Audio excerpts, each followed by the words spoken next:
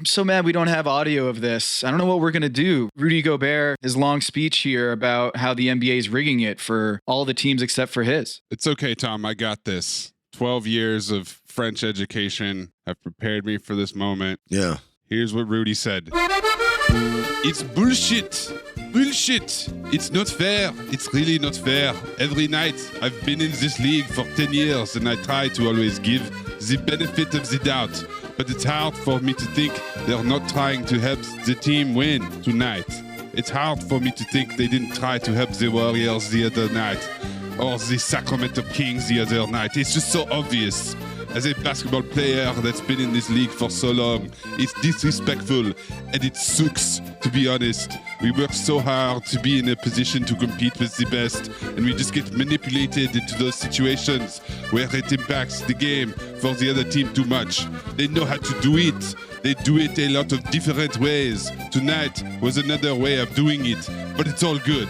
We understand it is also a business. Unfortunately, it's sad, but it's also good.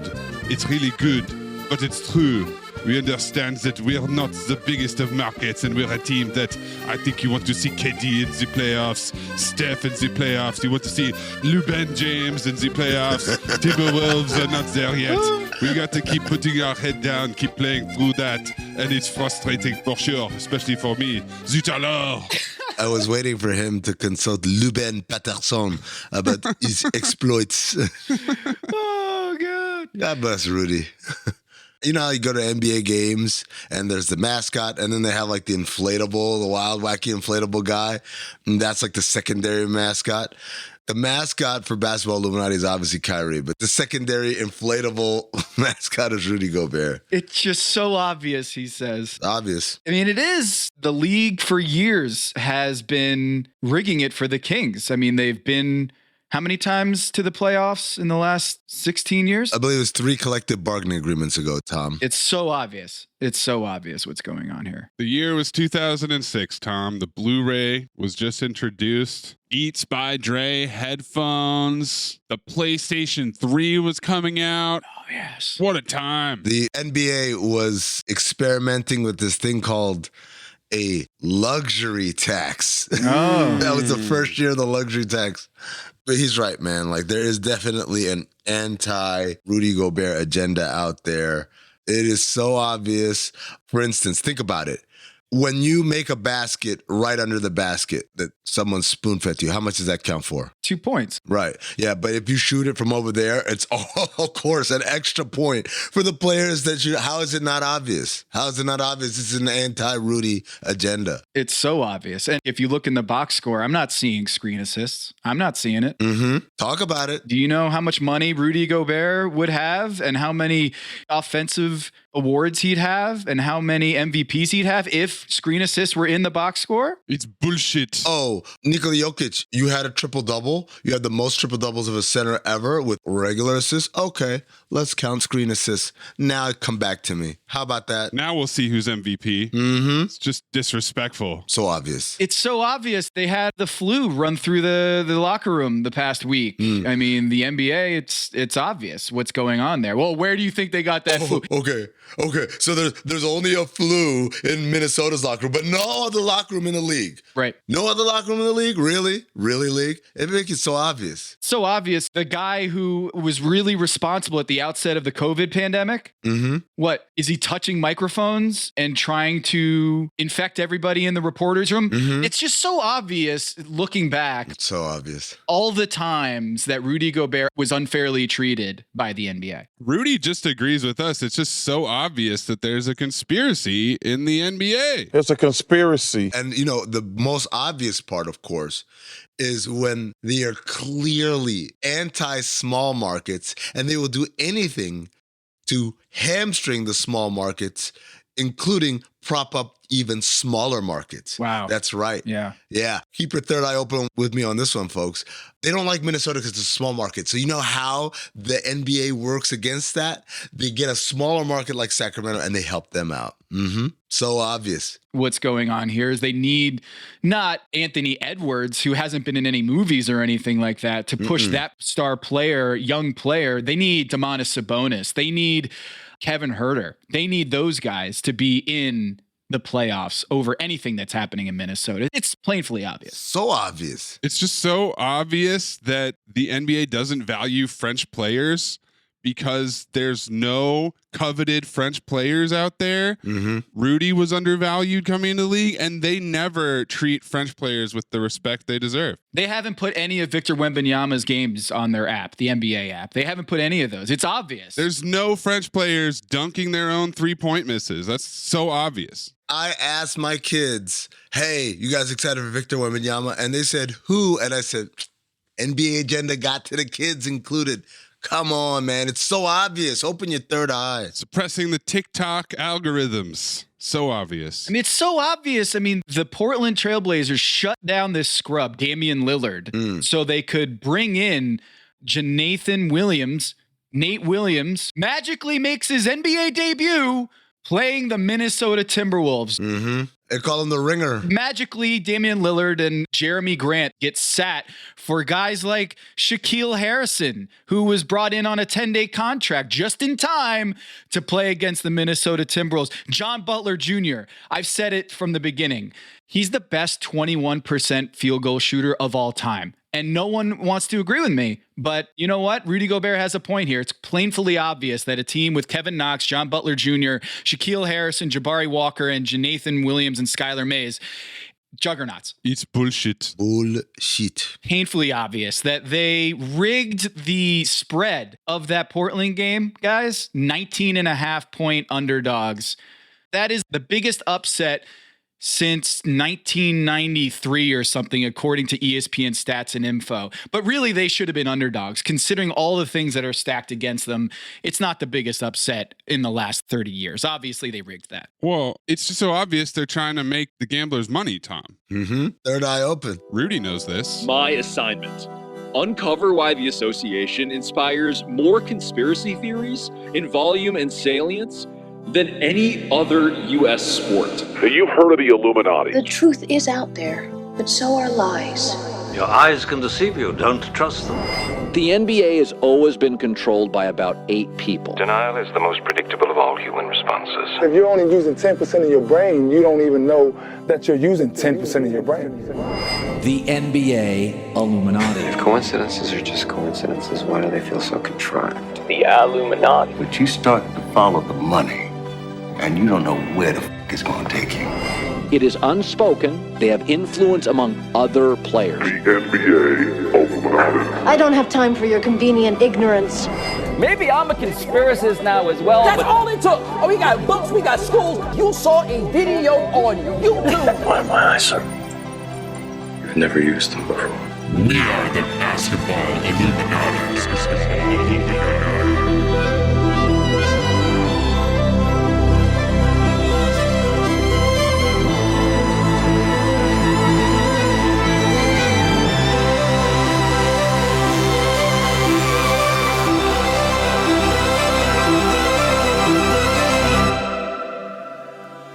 This is Basketball Illuminati. I am Tom Haberstroh, and as always, I'm joined by the 5-star generals of the Illuminarmy, the presidents of the Illumination. That's Amin El Hassan and producer Anthony Mays.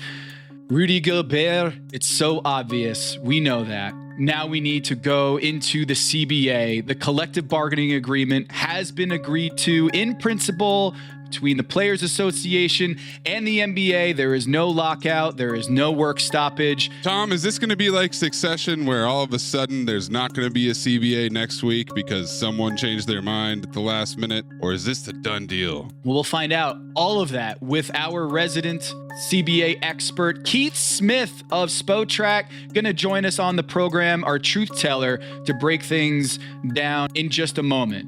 But first,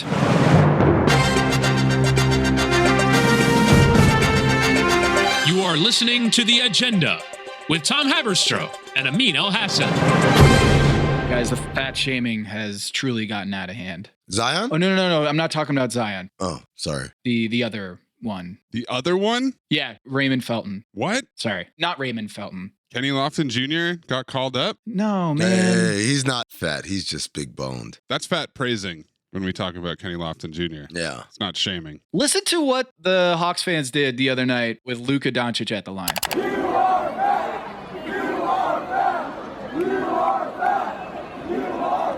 That sounds like they are wanting what they could have had. A nice meal? They got skinny little Trae Young instead. They could have had the big bone Luka Doncic. Oh. They're fat shaming their ex is what you're saying? Is it even their ex? The one that got away. Yeah. I think it's the one that got away, yeah. And never quite got him in the building. He couldn't fit? Yeah, Chick-fil-A wouldn't have necessarily been the best thing for Luka Doncic. The world of Coke, he'd just be doing backstrokes around in a huge swimming pool full of Coca-Cola. Welcome to the land of CNN and Coca-Cola. It looks like right now the fat shaming might be too much for Luka Doncic and the Mavs. It might have sent them over the edge because according to Shams Charania, guys, the Mavericks are seriously considering shutting down Luka and Kyrie. With every passing day, they run out of precious time to make up this gap between them and the Thunder, which isn't insurmountable. But when you look at what they've done recently, losing 7 of their last 10 games, losing 10 of their last 13 games, dare I say it, boys, Wednesday, April 5th, they're scheduled to play the Sacramento Kings. That'll be tonight as of the release of this podcast. That's their season. If they lose that one, it is over. But is it? Because it seems, that there's some complications to their future because of the Kristaps Porzingis trade. They sent a first-round pick to the New York Knicks that is top 10 protected, There it is, Tom. And there you have it. It is top 10 protected, meaning the only way this pick does not go to New York is if Dallas makes sure they are terrible in these next few games. They don't have to win the lottery. They just have to have one of the 10 worst records in the league. Hey, Tom, would you like to know what the lottery order is as of right now by win percentage? What is it, Number 1, Detroit. They have the worst record in the league. Number 2, Houston. Number 3, San Antonio. Number 4, Charlotte. Detroit, Houston, and San Antonio all have equal odds of being in the top 4. Portland, 5. Indiana 6, Washington tied with Orlando at 7, Utah is at 9, and wouldn't you know, the 10th team of them all, the Dallas Mavericks. The 11th team, by the way, is Oklahoma City. The 12th team is Chicago. Hey, Tom. Yeah. Does Dallas play Chicago anytime soon? Oh, I'm just looking at my little handy pocket calendar that I always keep on me.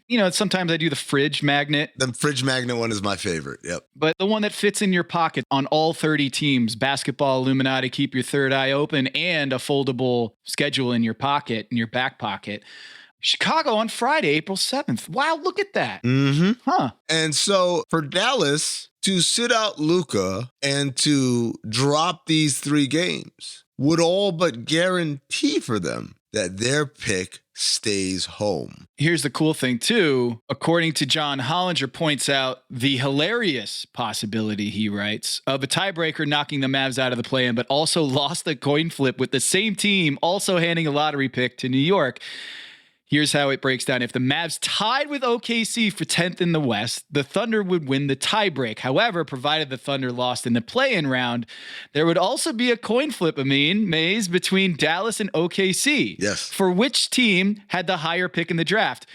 Hollinger writes, suppose that tie was for the 10th worst record overall. The Thunder could conceivably win that coin toss, push Dallas down to 11th on the draft board, and off goes the pick to New York. That is quite the weighted coin. I hope it's 50-50. For a lot of people who don't know, the tiebreaker for tied records in the lottery is not your head-to-head or any of the things we use for the playoffs. It is what Tom just said. It's a coin toss. So that scenario where Oklahoma City beats them on a play-in tiebreaker and then beats them again on a lottery tiebreaker is very possible unless Dallas does what? So obvious. Make sure it loses. The best way to do that is to take the player who consumes 38% of your possessions, to take the player who assists on 43% of all made field goals when he's on the floor, to take the player who averages 32 plus points per 36 minutes. You're talking about Christian Wood here? Close. Get out of the woods and into the Doncic. Sit Luka, secure your future, and perhaps have a chance at getting that coveted center that Mark Cuban has been hunting for years.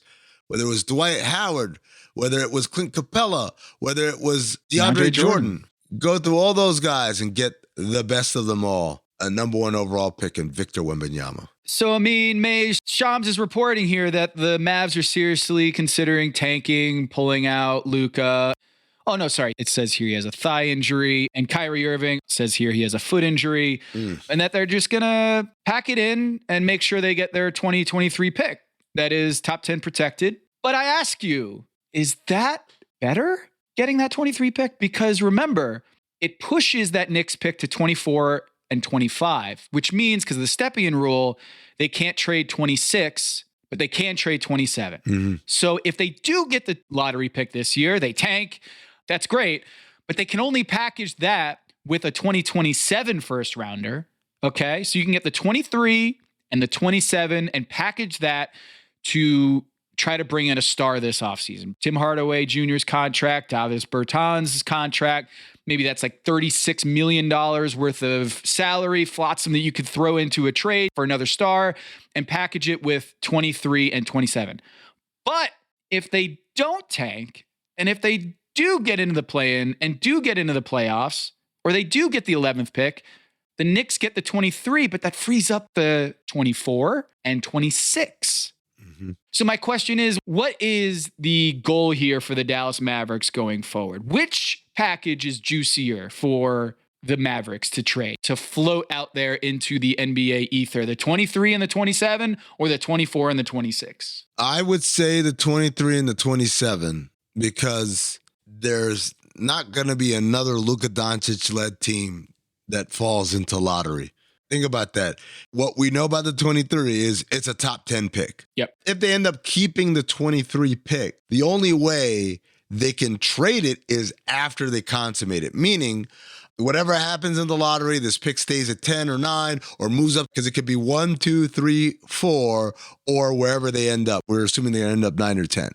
Wherever it is, they have to actually select a player, and then they can trade because the Stepien rule is forward-looking, meaning once the draft has happened, it doesn't matter. I can trade the next immediate pick.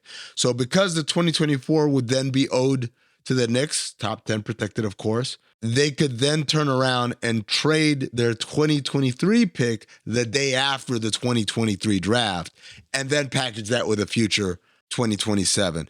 I still think that's a better, more likely scenario for value for the Mavericks because I would think the conventional wisdom is they're not going to be in the lottery that much longer as long as Luka Doncic is a Dallas Maverick. Right. So you're locking in that you're going to get a lottery talent. And then maybe we'll see what happens with 2027. Yes. Could explode. Luka Doncic could be a Laker. He could be wherever Goran Dragic is at that point in 2027. You seem so confident that the Mavericks will not be back in the lottery, but they acquired Kyrie Irving and nosedived right into the lottery. Right. And now we get to talk about, is Kyrie Irving coming back for another year of this circus?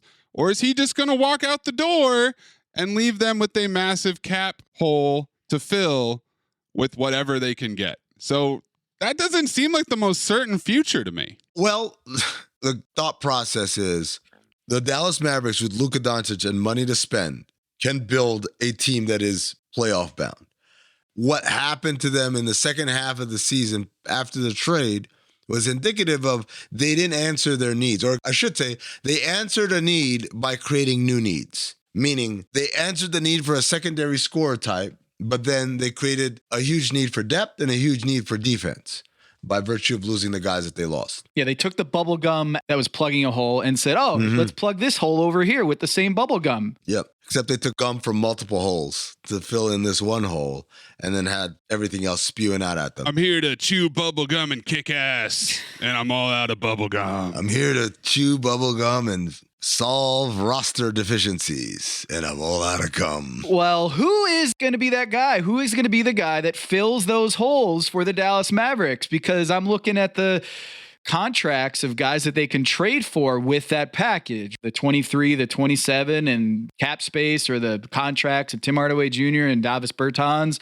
Christian Wood's deal is going to be gone. Could they get DeAndre Ayton to fill that void? I don't know. Perhaps. Pascal Siakam? Is it Karl Anthony Towns? He creates more problems, I think, for them. What do you mean? It's so obvious that he's amazing on defense. He's going to have a speech at practice that gets everyone riled up. Well, here's the thing. We got to start with, at this point in time, the Mavericks, if Kyrie does not return, can have a maximum of about $30 million in cap space. It's not enough to get a max guy. So do they operate as an above the cap team by not renouncing anybody and try to combine some of these guys who are under contract, like a Tim Hardaway Jr., like a Davis Bertans, to go out and get somebody? Or do they renounce and take a dip in the market? It'll be interesting. For instance, Draymond Green is a guy who's got a player option. So can you go out and acquire Draymond Green, have him opt in his deal, give him an extension on that deal, and then turn around and try to acquire someone else? I don't know. There are other options out there. Jeremy Grant is unrestricted free agent. Fred VanVleet has a player option. Gary Trent Jr. has a player option. They've got options out there. No pun intended. They've got ways they can be creative about this. But to answer May's question, I think that if you have Luka Doncic and you have flexibility as the Mavericks do, you're going to build a playoff team. The question becomes, will Luka Doncic be a Dallas Maverick in 2025, 2026, 2027?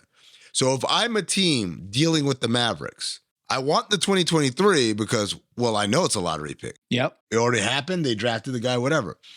And the 2027 is far enough in the future where I'm like, look, anything could happen. The guy could want to leave by then, or he could eat himself out of the league, or whatever it is. There's enough uncertainty there in the future, and there's enough certainty in the present.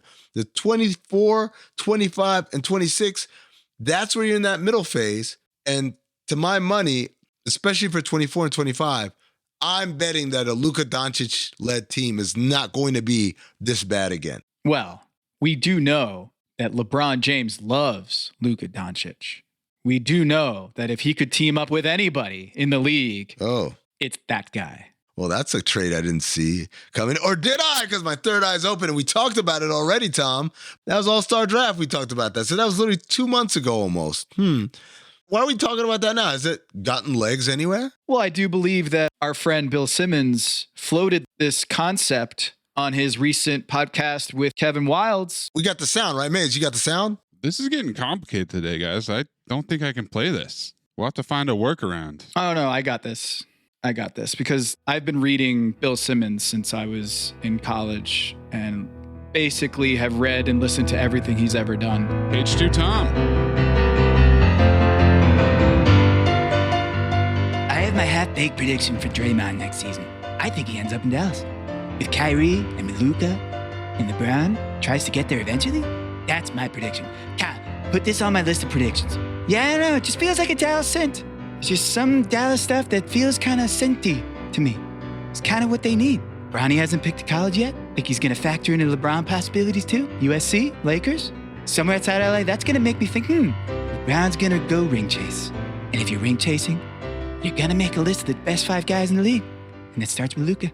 I have a scent. Uncanny, by the way. Uncanny. It's like I'm sitting with Bill right now. It's just in me. I mean, it's the New Englander in me. You need more recognition for that, Tom. Hey, there's a whiff. If there's a whiff, you're playing with a bar. There's a whiff of Luka, Draymond, Kyrie. I think that's really interesting, is the idea, can they all just go to Dallas? We were thinking this was going to be in LA. Kyrie was going to say, screw this, I'm going to LA. Psst, on the way out, Luka, demand your trade. Come with me. They've got cap space this summer. They signed Draymond. Maybe Anthony Davis gets traded for Luka. That way, Mark Cuban isn't left out in the cold. He gets his superstar player. And then in LA, they got LeBron, they got Bronny, they got Kyrie, Draymond, and Luka. That makes a lot of sense. But what about Dallas? You know what's senti about that? A 40-year-old LeBron, a declining Draymond Green, who's opted out of his player option to sign a presumably bigger deal with Dallas, because that's the only way he's turning that down. Luka and Kyrie, which have proven to be a defensive sieve, and Bronny. I would like to sign up for Dallas's future picks. Oh, so you're going the other way. Yeah. Senti, foul, smelly. I kind of love Draymond's fit next to Luka. I love this idea because when you talk about what does Luka need next to him, you need another distributor. Luka doesn't have to do everything for your offense. They are bottom 3, bottom 5 in fast break points.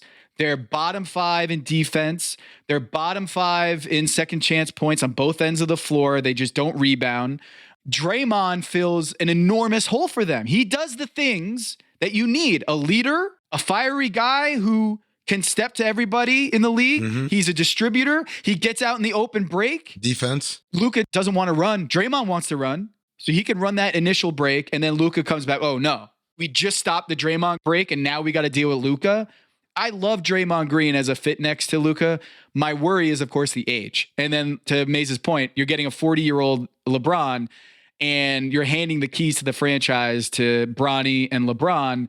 But at the same time, if that makes Luka happy, you make Luka happy. If it makes Luka happy, it can't be that bad.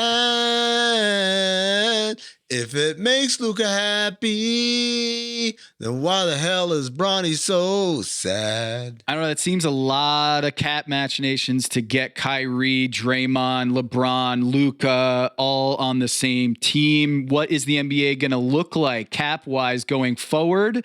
Will Mark Cuban pony up the money, creating the next super team in Dallas? Is he even going to have these little levers to pull in the next CBA?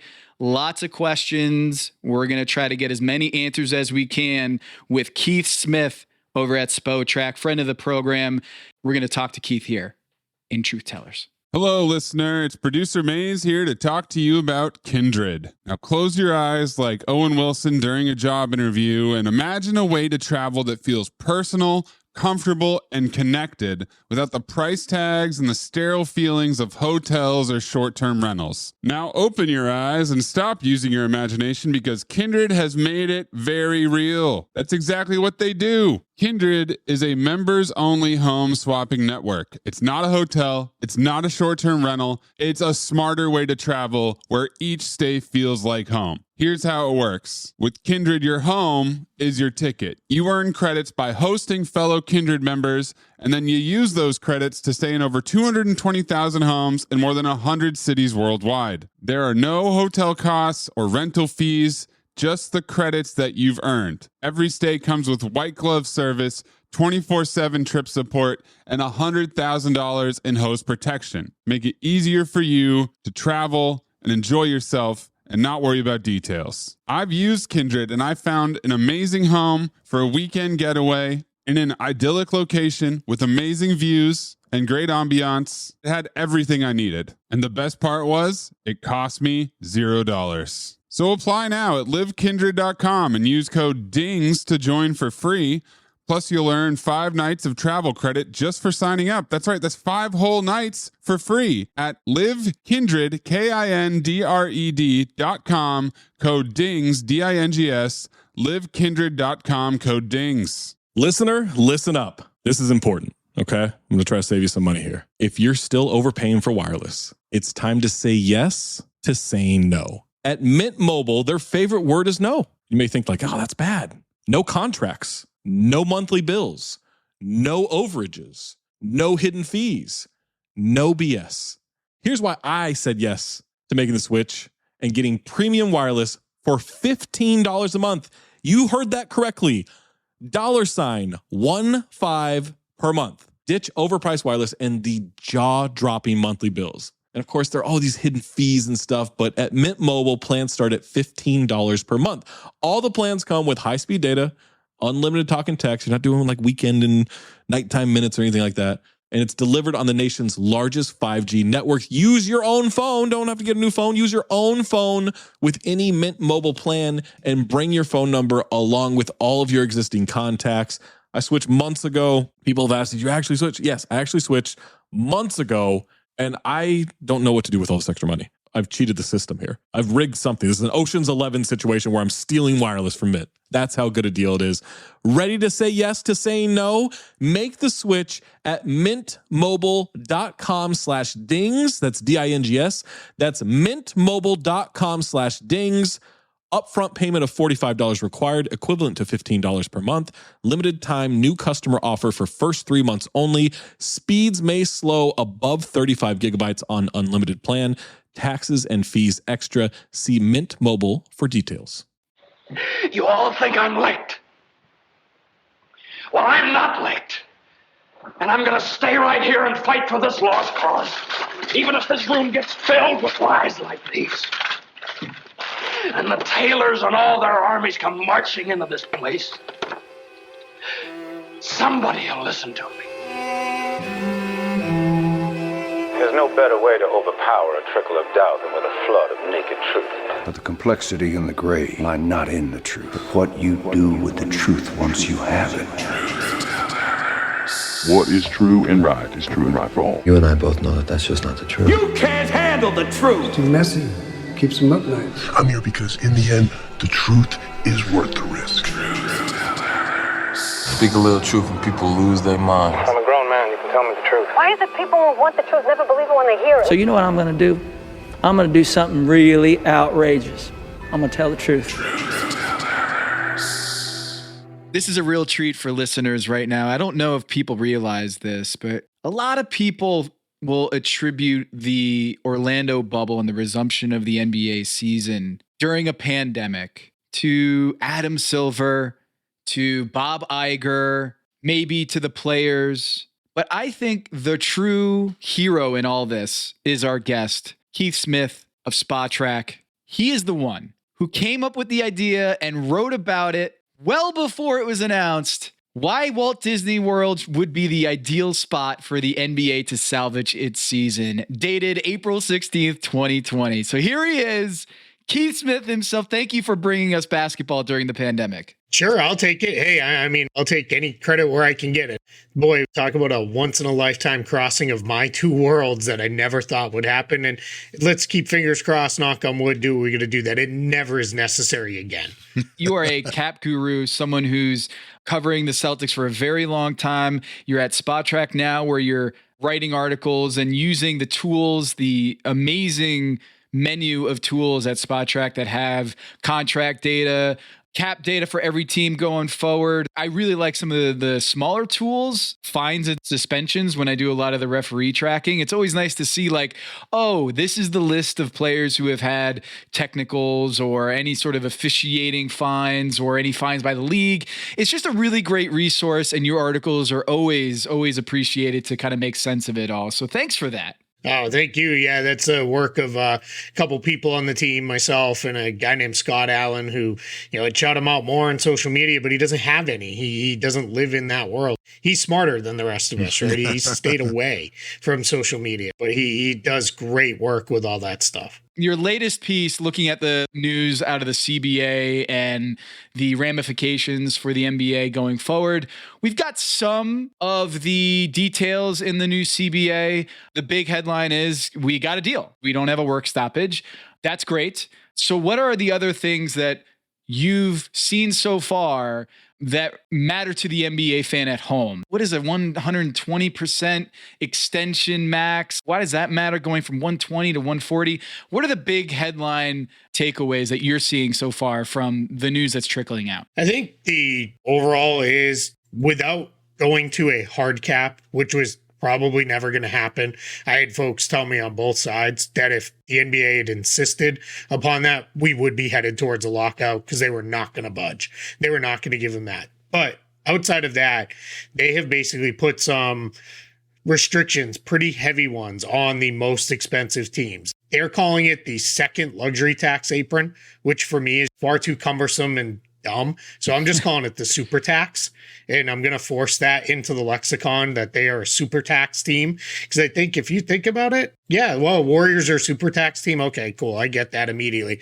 I know what that means. So what they've done is put restrictions on those teams, but left it so that, hey, if you draft and develop well and you want to pay all your guys, you can still do that. You can keep those players. You're not going to lose them because of some artificially set hard cap line.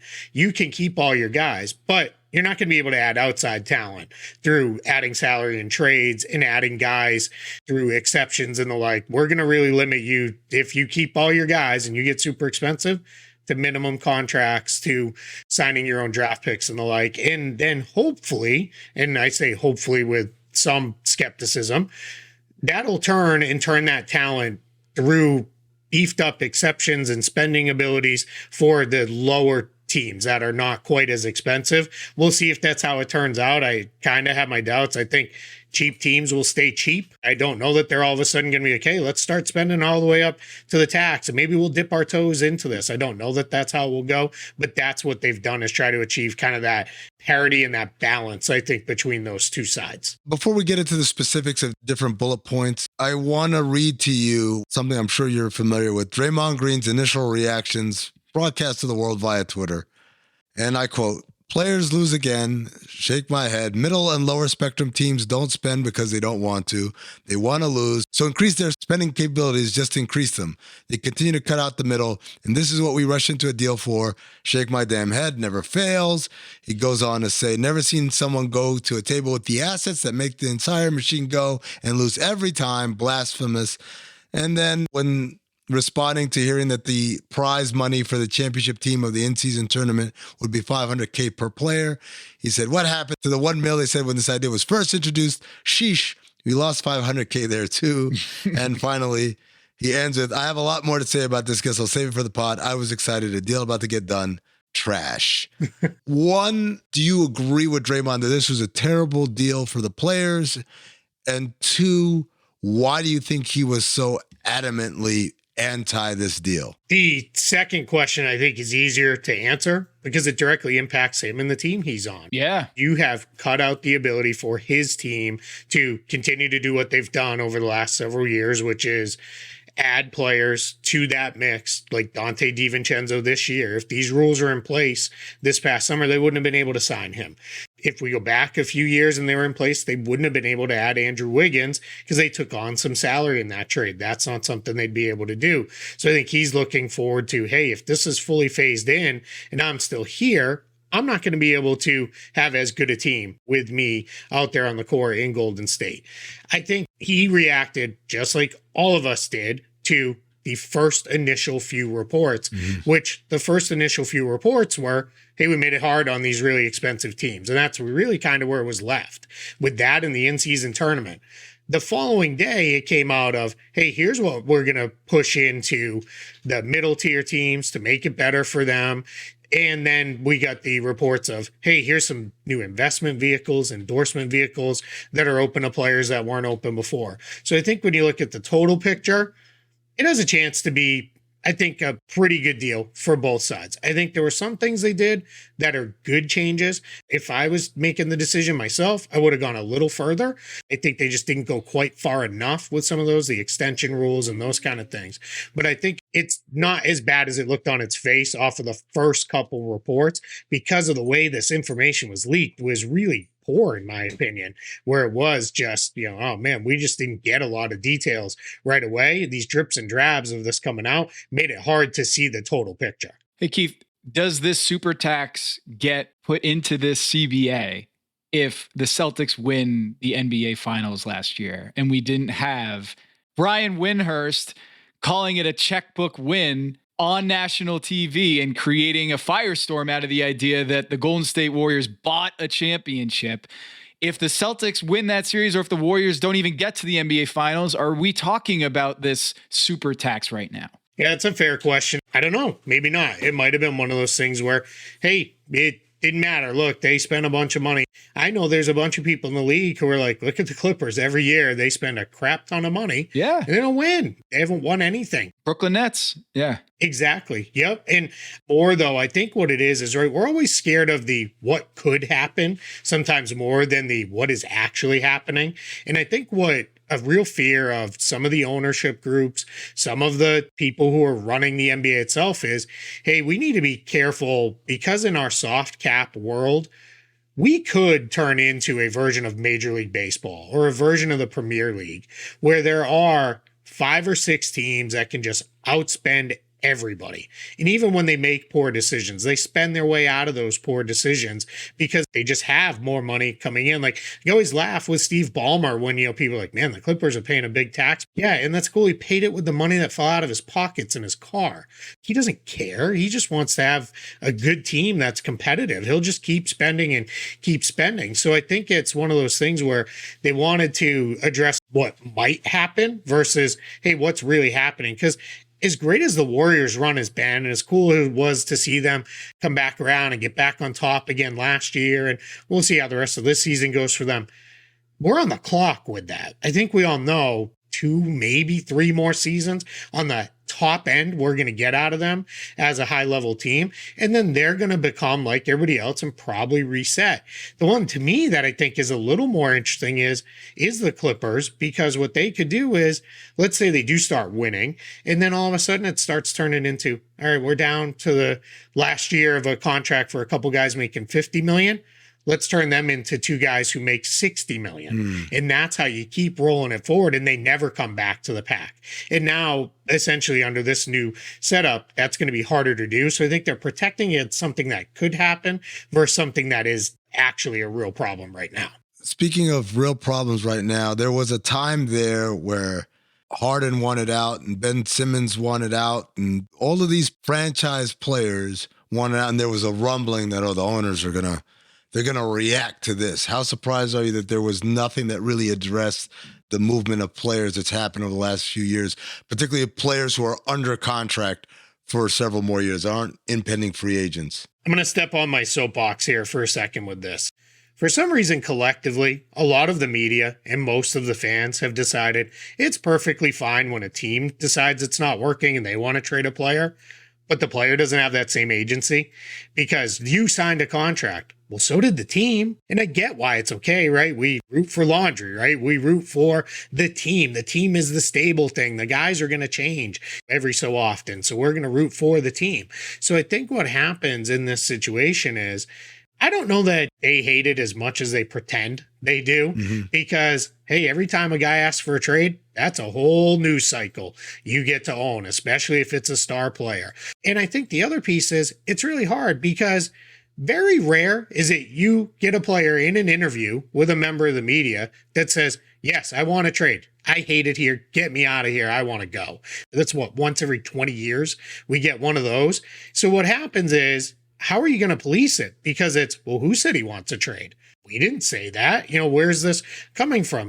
They could have locked into things where it's, all right, hey, you sign a supermax deal for the first 3 years of it. You're not tradable, or until you're over halfway through the deal or something. They could have put that language in, but I think that would have restricted both sides too much. And I think one thing they're very cautious of, hey, let's not put teams in a tough position if they're the ones who want out of this deal. So I think that's why they probably didn't push for it as hard, despite the fact that everybody likes to, when one of these comes up, say, yeah, that's not really good. We don't really want that. It's kind of almost like tampering in a way where it's like, boy, tampering's a real problem, but then we continue to do nothing about it that's impactful. So I think it's to let it all kind of go. The reason why I think people felt that way is because the owners in the past have pushed for things that they thought would help keep talent. And so that leads us, Tom, to a very nice transition here to my favorite part of CBA Talks, Unintended Consequences. That's right. It's the game show where you think you want this thing, but in a Faustian bargain, it ends up being a lot worse for you than you ever imagined. Like, for instance, hey, when we do sign and trades, we shouldn't let them take their bird rights and be able to get that 5th year. We should take that all away. That way, they'll want to stay here. Well, all that meant was, I don't have to sign and trade for you anymore. I could just sign the guy straight up and I don't have to give you anything like the way the Miami Heat had to give up draft picks to get LeBron and Chris Bosh in a Heat uniform back in 2010. So I ask you, there's a little soothsaying here, but looking at the things that have just happened, what kind of unintended consequences can you see down the road? I'll rip off a handful of them for you pretty quickly. Rip them off. I think the idea of... Yes. of the super tax teams not being able to take on money in trades. They have to send out the same amount as they take back or bring back less than they send out. I think what you're going to see is it's time to re-sign a player. 20 million's about right. Well, let's sign him for 30. Because then we can go trade for a $25 million player because we've got him for 30. 30 is not a tipping point that it's now a bad contract. So let's give him a little bit more money. In general, hey, this is me, Mr. Salary Cap, Mr. CBA talking. I don't like boiling players down to a salary number on a spreadsheet. It always feels a little gross to me. It feels a little less gross when they're getting 30 million. I think they'll be just fine. You're right. They can dry their tears about it with $100 bills and be okay. You know, in this situation, it turns into, you're going to see some of that. You're going to see some contracts given out specifically to turn that player into a bigger trade asset salary-wise. I think the addition of a third two-way contract sounds good, right? Let's beef this process up. We've seen a lot of success and guys come through these two ways and become really good players, good rotation guys. And one of them, Austin Reeves, is about to really cash in free agency and make a lot of money. And I think if you talk with enough people, and I have a bunch of the agents, especially the guys who are roster filler type players at the end of rosters, who are going to tell you, they stopped signing 15th players on a lot of these teams because I don't need them. I'll just fill with my two-way guy. I don't need a 15th player in there. I mean, the Celtics just sat on an open roster spot for months and are only filling it because we're down to the end of the season and it's, hey, let's get one more guy in here while we can. Now, we don't know because we don't have all the details. I hope they put in some form of protection of, hey, you can sign a third two-way player as long as you filled your 15th roster spot. Then you get that extra bonus roster spot in form of a two-way. So we'll see if that's how that comes out. But I think that's, you know, a couple that immediately come to mind for me with these things where it's, this may not go exactly the way you were hoping it would in this situation because you're going to see some of the stuff. I think team-wise and unintended consequences, it sounds great to say, hey, super tax teams, you can still re-sign all of your guys and keep all of your guys. But ultimately, you're going to have teams that are going to come down to it and be like, now we got to get our books in order. We got to get more flexibility. So we got to let that guy go. That's not new. That's something that's happened forever. But now it's not just because the team's getting too expensive. Now it's going to be, we have way too many restrictions on us as far as adding outside talent. So we're going to let one or two guys go and kind of bring this thing back in line and go. So we'll see. And I worry that by taking away that taxpayer mid-level exception, so what Dante DiVincenzo signed for, what John Wall signed for, what Danilo Gallinari, Joe Ingles, all those guys signed for is, it sounds great to say, well, those guys would have signed with a mid-tier team for a chunk or the full mid-level. I'm not sure that's how that's going to go. I think what you might have done was you might have taken 2, 3, 4 of those taxpayer mid-levels from those expensive teams that are willing to take on that extra salary out of the mix now, and it's just going to be filled by a minimum salary player instead, and those guys aren't going to make it up somewhere on the back end. Those are the things that I'm a little bit worried about with those specific changes. Add one to that list. This 65-game provision or qualification is going to be an unintended consequence of, I think the 82-game season is now going to be a 65-game season. I think players are going to look at this, oh, you're officially making the 65-game season for us now. I'm going to get to 65 games, and then the next 17 games, I'm just going to coast. You're incentivizing me to get to that 65 number, and then, you know what? I'm going to take the next month off or the next couple weeks off before the postseason. Yes, players are going to want to win MVP and be incentivized to play a little bit more. But I think by the NBA and the union coming to agreement on a 65-game requirement for these all-league awards, MVP, DPOY, All-NBA, it's crystallizing the fact that stars don't play 82 games anymore. All they really need to play is 65 to make the NBA happy. And to the fans, it feels like to me the last month of the season is going to be a lot of backwash. I think it could be. I also don't think it changes anything as far as, right, I'm based out of Orlando. Lakers come through here once a year. And for a while was LeBron hadn't played in Orlando for the time he was on the Lakers. And Laker fans would get angry because it's, man, I bought these tickets and I didn't get to see LeBron. This is ridiculous because of load management. That's not going to change. There's still only roughly 14 back-to-backs per team. You can still sit all those veteran guys in all those back-to-backs and be okay. I'm kind of withholding full judgment on this 65 game thing because all the reporting around it is it's always tagged with certain conditions. So I'm curious to see what are those conditions. I know Baxter Holmes did some reporting. Tom, you sent this to me today, and then I was able to read the article around for it to count. You can't check into the game, have tip off, commit a foul, and go. And my night's over. The Drew Holiday. Right. Yeah, exactly. That's not going to count. I think they're also worried about people in the gambling companies get word of that. People are going to bet the heavy under on LeBron tonight because he's only going to play a minute and he's going to be out. And then all of a sudden you're cashing in on those. So I think they're very conscious of that. But I think it's also, let's not turn these games into a farce where 5 guys do the tip off, 1 commits a foul and they all sub out. And then that's it for the night. But I think we may see, and I've heard that there's some thought around one of the proposals, and I don't know if it got through or not because we haven't seen the actual term sheets or never mind the CBA itself. There was a thought out there of if you legit are injured, you roll an ankle and you're going to be out for 3 games, what counts towards your threshold of allowable missed games or whatever is the first game. And then the next 2, because you're legitimately injured, we're not going to ding you for those. But I don't know if that got in or not. So I'm very curious to see what are all these qualifications. Right. Because what we don't want to have is this week, a year from now, and a player is legitimately hurt that's on a playoff team, but man, I'm pushing because I need to be eligible for an award. And sometimes that award makes me eligible for a better contract. They go out and play, make an injury worse, and now they're out for the playoffs. Nobody wants that. Right. So hopefully there's some form of guardrails that protects everybody on this. We'll ultimately have to see. But yeah, that one's a little weird. Baxter Holmes reporting, for those who are listening and don't know, players must play 20 minutes per game for it to count as a game, except in 2 of the 65 games. A player can play between 15 and 20 minutes, and it will still count, sources said.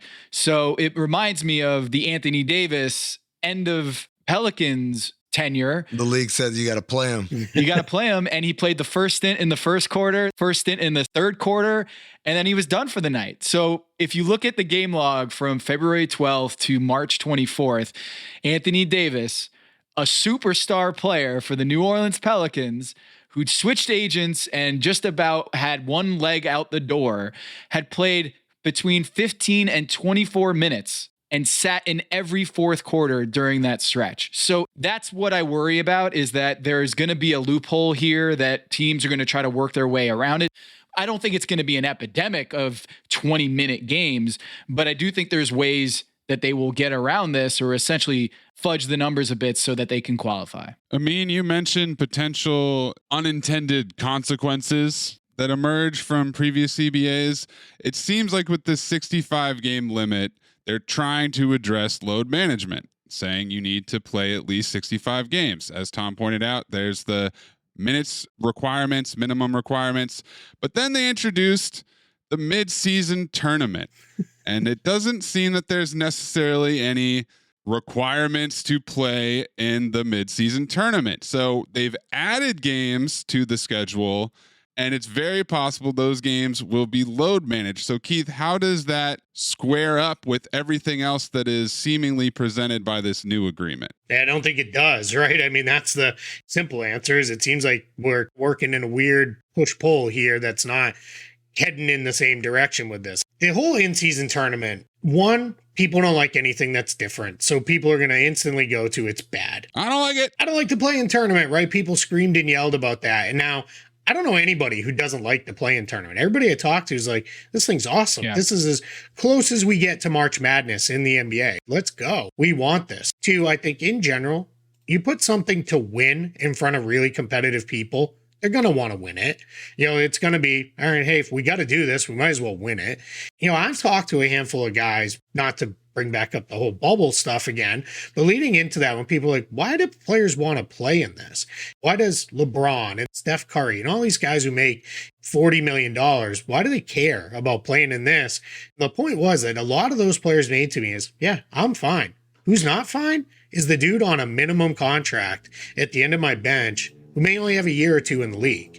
This means a lot to him to make that money. And they're going to look at it as like, hey, if I can earn my guy there another $500K without that counting against the cap and hitting all of us in any kind of negative way, let's go. Let's get those guys that extra money. I've been in those locker rooms after games where a guy earned a bonus money and they celebrated like they won a title sometimes.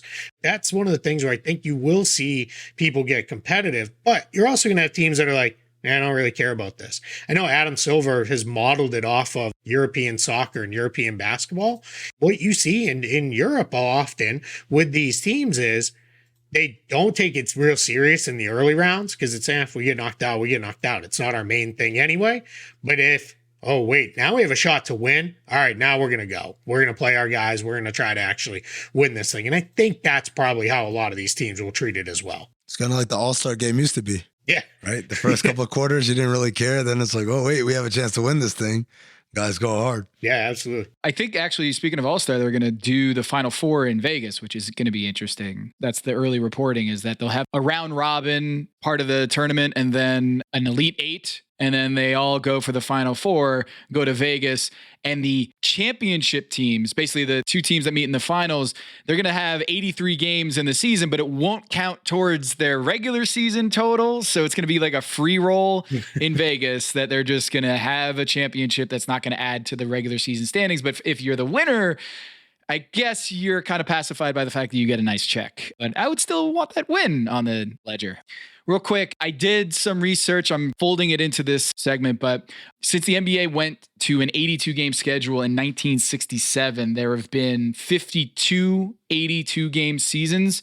I got rid of the lockout shortened season and the pandemic shortened season. Out of those 52 82-game seasons, there have been 35 all-NBA seasons that would have been disqualified due to not meeting that 65-game threshold. So it's about 1.5 every 2 seasons. But recently, though, there's been a whole bunch. If LeBron James was subject to this rule over the past, 5 years or so, he would have lost 3-4 all-NBA squads. There was 4 from Shaq, even excluding the lockout shortened seasons. Shaq had 4 seasons in which he would not met that 65-game threshold. And then those go to lesser, and I think John Hollinger wrote about this at The Athletic, those all-NBA appearances go to lesser quality players or lesser quality seasons. And this season, Jaren Jackson Jr. would not be eligible for DPOY. Joel Embiid would be sprinting to get across the finish line. Luka Doncic is at 64 right now. Damian Lillard would not qualify. Steph Curry, Kawhi Leonard. In fact, if you looked at the 8 active MVPs in the NBA right now, players who have won an MVP, only 2 of them this season would have been eligible for MVP again.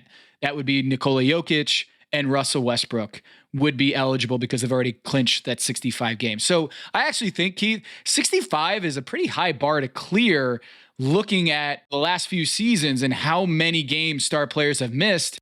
I don't know if there's a negative externality there or like an unintended consequence there, but I'm curious your thoughts on them landing at 65 versus, say, 60 or 70. Yeah, a lot of people I was talking to leading up to this when they were like, hey, this is going to be part of it. This is going to be in there. One of the things that they mentioned was a lot of people thought they were going to land around 58 because that's roughly 2/3 of the season. And that's where a lot of the voters that I know use that as their unofficial cutoff anyway, of like, if you're not there for more than 2/3 of the year, it's really hard for me to feel like you're fully impacting your team and the league.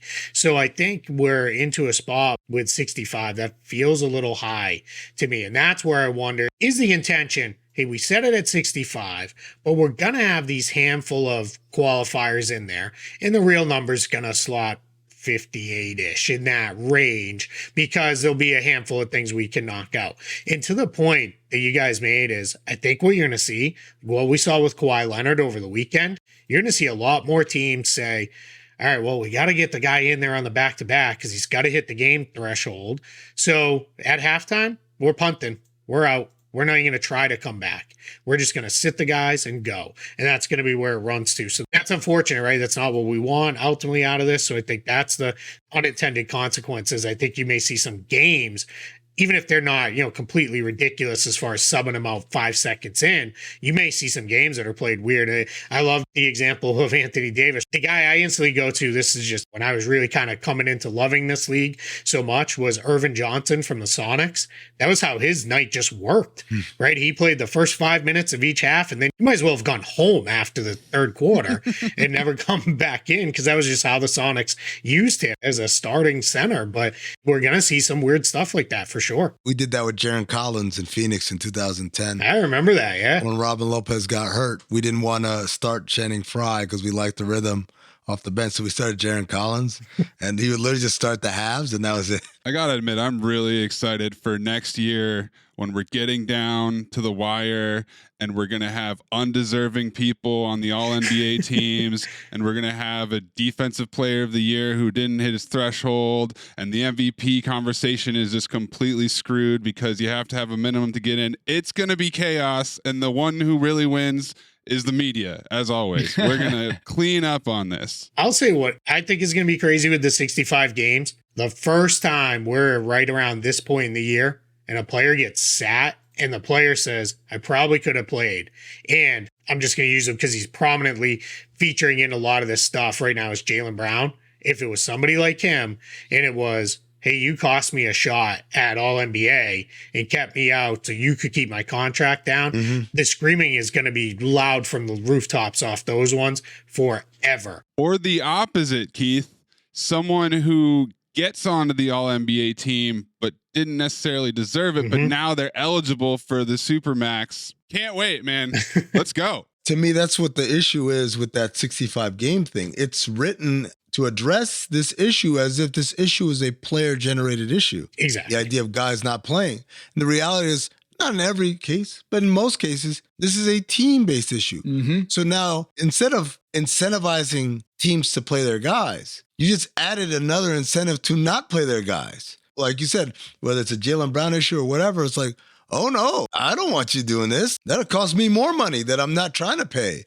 That to me is the unintended consequence that is looming large over all of this, is that we wrote this rule as if the players are the ones asking out. And the reality is it's the teams, but the teams are the ones who are responsible paying those salaries. Keith, anything else that you want to hit on before you go, or any other Walt Disney stories that you want to hit? I think the only other one I'll say unintended consequences on this is, this goes back to what I said is some of the changes were good, but they didn't go far enough. The idea of the physicals at the draft combine. Oh, yes. That is good, but one question I have is, it's only going to be shared with the teams within that player's projected range. Whose projections are we using? Where are we getting those from? Are those going to be, we took an aggregate of the top 5 mock drafts out there, or whatever it is. I don't know how we're going to get to those ranges. And the other piece is, then aren't just guys just going to say, I'm not going to the combine? They skipped the combine. Yeah, it's the end of the combine. Yeah, I just won't go at all. They didn't solve that at all. No, it's tough because we also know we get these guys come in, and what ends up happening so often with these players is I've asked teams after the fact, I thought you guys were going to be in on this guy in the draft. We didn't have his medical. We can't draft him. We don't know what it looks like. So it felt too risky for a lottery pick or whatever it is.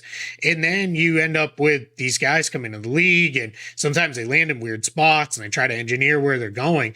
I don't know why we couldn't have made it, hey, condition of you entering the draft is you're going to undergo an independent physical by someone chosen by the NBPA or a board of doctors that they chose or whatever. Yeah. And then that's going to be shared with every team. That's just how it's going to be. And I'm guessing that was probably the give and take. And this is where we landed, right? Of, hey, we'll give you some of them. The other, just because I think it's a very funny story, is the one and done rule not changing. We heard about that a month or so ago, that wasn't going to be in there. So I asked people on both sides, and both sides basically said, nobody wanted this. And one of my good friends who worked through some of this negotiation said, it's like, hey, you want pizza? I want pizza. Let's fight about that. And it's like, wait, just order a pizza then. What are we doing? And they were like, that was the easiest low-hanging fruit to grab. But both sides admitted neither one wanted to be the bad guy in the media of like, we're not the ones that are pushing this through, right? The NBA didn't want to be the evil corporate group telling these 18-year-old kids they can't have jobs. And the NBPA didn't want to be like, hey, we're prioritizing 35-year-olds over 18-year-olds. So it was, hey, let's just kind of leak it out in general. This isn't going to change.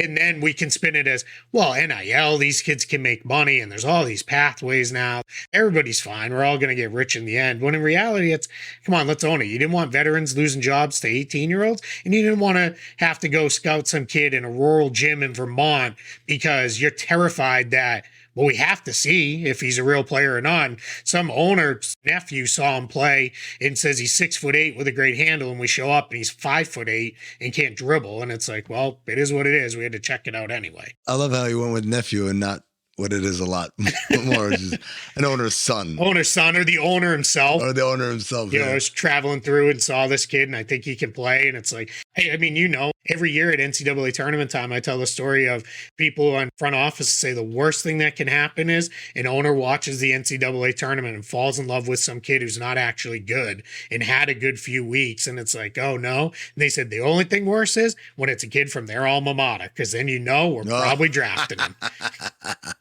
Facts. Yeah, how did Phoenix pass up Luka Doncic? I can't remember. No, it's another story for another day. Oh, we can't risk drafting a high schooler and going to rural Arkansas to scout a guy like Kevin Garnett or Kobe Bryant or Dwight Howard or LeBron James. The number of hits on high school players is way longer than the number of misses. It's just a fact. You look at the most profitable in the sense of the draft, making an investment on a high school player or a freshman player or a sophomore player or a junior or a senior.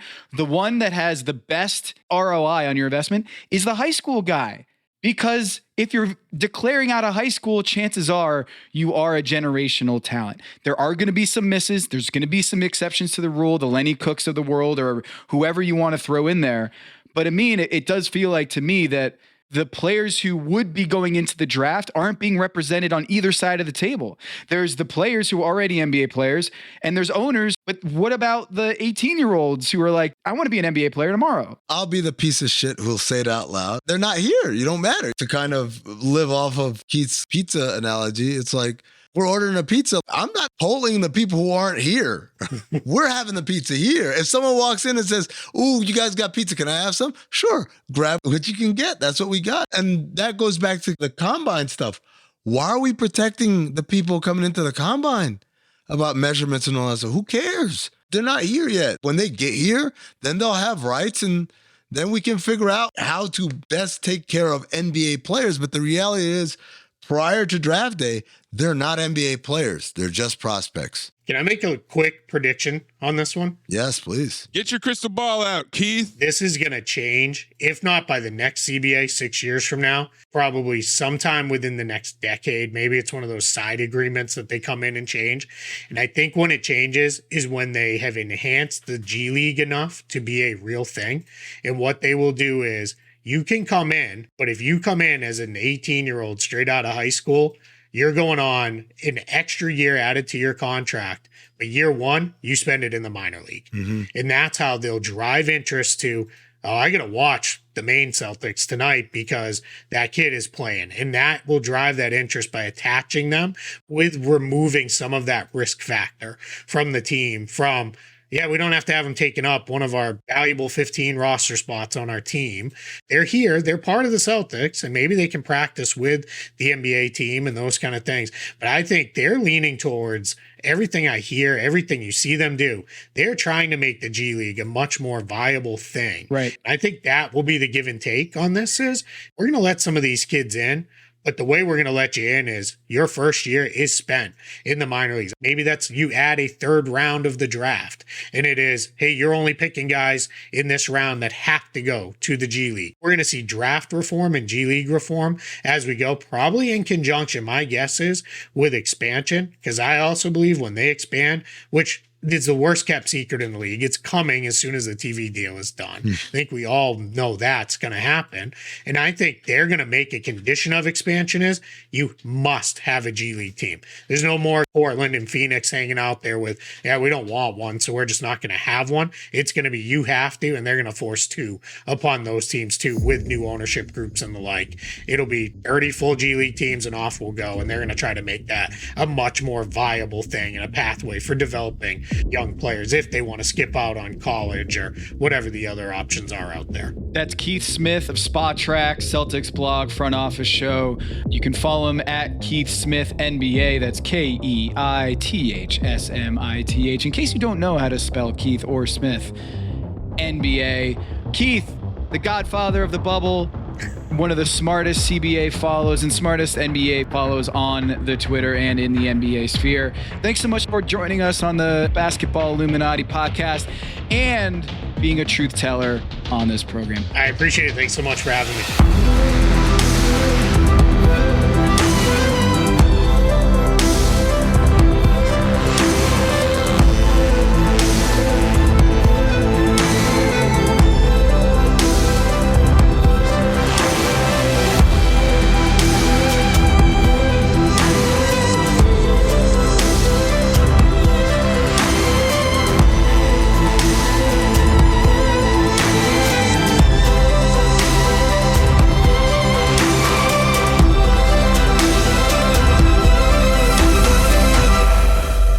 One thing they tried to sneak under the radar with this CBA is the removal of any testing for marijuana. Maze, I need some sound effects here. I need a lighter lighting and then give me a little bong rip going. The Cypress Hill track starting up. Maybe even clip in half baked the order for snacks that they have. Get some sour cream and onion chips with some dip, man.